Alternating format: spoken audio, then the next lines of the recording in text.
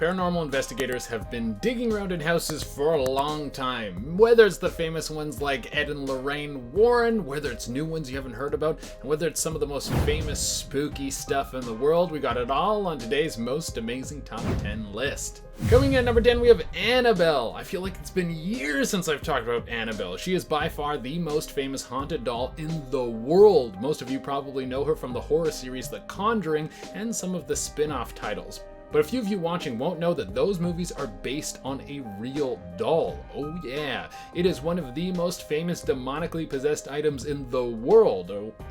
Or so we're told. The science isn't really out on demonic possession yet. But this doll is housed in the occult museum that is owned by Ed and Lorraine Warren, two of the biggest paranormal investigators in the world. They have been hunting down ghosts and trying to figure out what's going on since the 70s. You can watch hours of footage of some of the work that has been done along with interviews about ghosty stuff. The Warrens claim that the doll was given to them by a nursing student. This student got the doll and then started to have a bunch of weird things happen. Things would move around in the home, and she started to have terrible nightmares. The nursing student brought the doll to a medium to take a look at the doll, and the medium was able to determine that the soul of a dead girl was attached to the doll. After this, the nursing student thought that she could cater to the doll's needs, make her feel more at home so she wasn't so much of a poltergeist. Well, this little girl's soul had no interest in chilling out. The doll was eventually passed on to the Warrens, who locked it up in a glass case that has been blessed with holy water. I hope that works to keep the spirits at bay.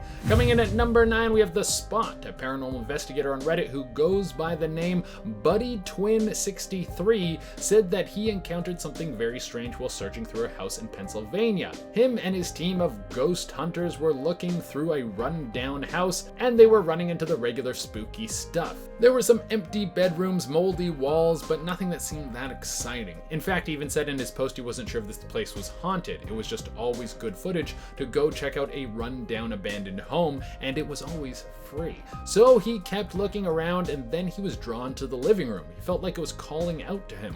The rest of the party was still upstairs, but our Reddit user ventured off into the living room alone. He said that there was a dot at the center of the room on the floor. It looked like someone had drawn it with coal. He was fixated on it, and he kept getting closer and closer to it until he was staring down into it. He couldn't stop looking at it. It was like he was hypnotized by this marking, and then he felt a hand on his shoulder. It was one of his buddies asking him if he was okay. He said he'd been calling his name but got no response. Our Reddit user snapped out of the trance that he was lost in, but then quickly wanted to leave the home because there was no way that he was going to stick around in this place any longer.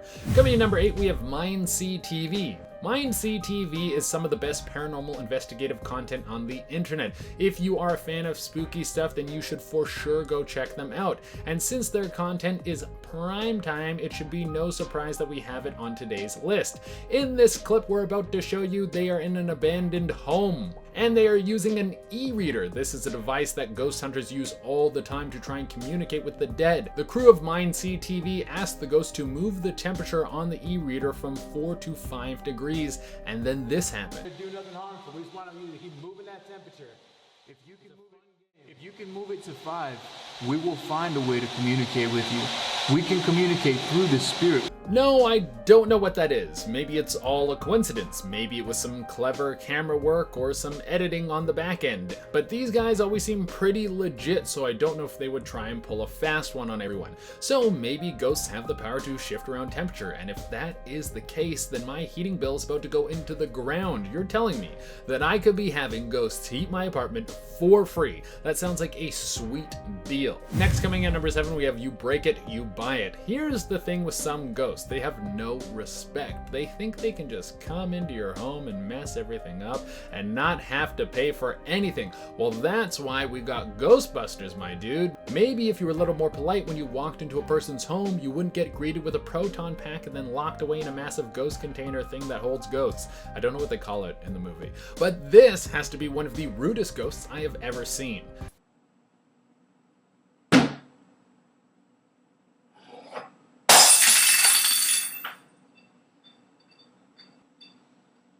Like, who do you think you are, ghosts? First of all, you open the cabinet door way too aggressively, and then you take the cups and just smash them on the ground? Like, that is acceptable behavior? This camera was set up by some paranormal investigators when they got the call about a poltergeist. I think this ghost needs a timeout and no Xbox for the weekend. Coming in number 6, we have William Hope's Catalog. William Hope was maybe the world's first ghost hunter, if you're not counting the priests who had to do blessings on homes to get rid of bad spirits before that. But Hope was going out of his way to try and catch ghosts on camera. He had a collection of photographs that all had ghostly images in them, and he would travel around to try and find people who said they had taken pictures with ghosts. He was a very interesting man. Now, if you look him up, there's a lot of evidence that say his work is fake. People tried to discredit him for years, and while some of it probably is fake, because I imagine making a living taking pictures of ghosts would be expensive and quite difficult, especially in the day and age he was alive, because it's not like you can just ask ghosts to hold still and say cheese. But there was one picture, which is probably his most famous, that has been very hard to discredit. This is the photo of Mrs. Hortense Levington. Her husband had recently passed away in the picture, and you see his ghost hovering above her. They didn't have Photoshop back then, so it'd be pretty hard to get a dead dude in a photo and make him float like a ghost.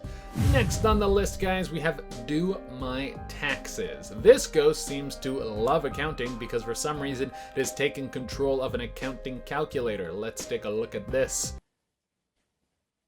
Print the diamond symbol. Oh my god!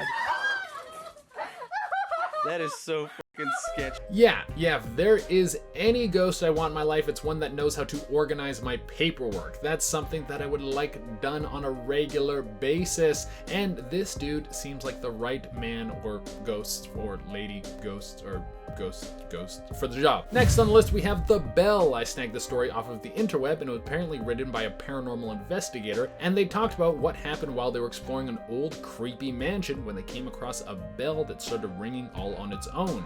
It was like someone was coming by and shaking it, but no one was there. The weirdest part about this is this person said they were recording this, but when they got home, all of their footage came out as static. Now, this might mean that this was all fake, or it was a very powerful spirit. Next on the list, guys, we have The Haunting in Connecticut. Some of you might know this movie if you're really into ghost horror, but if you don't, let me break it down. There's a ghost in Connecticut in a home, and it starts to mess around with everyone. The end. But that's not the interesting part of the story. This movie is actually based on a real encounter that Ed and Lorraine Lauren had with ghosts when they were called to help a family with their spectral problem. Now, this is one of the most interesting findings of paranormal activity that they have ever compiled. There is video footage of them hosting a seance to get in contact with whatever this ghost is, and while doing it, they ask the spirit a series of questions and ask it to knock in response for the answer. It was always one knock for yes, two knocks for no, and in the video you can clearly hear knocking. Now, was this staged? Who knows? This was filmed over 30 years ago. But Ed and Lorraine also said that they used an exorcism to get rid of the ghost, and when they did, there was a massive tree in the front yard of the house that split in half.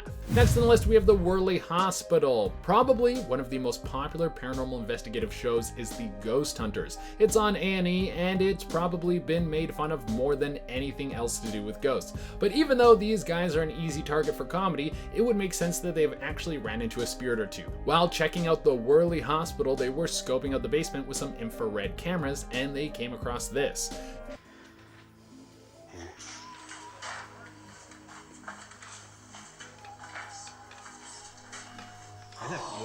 Did you see that?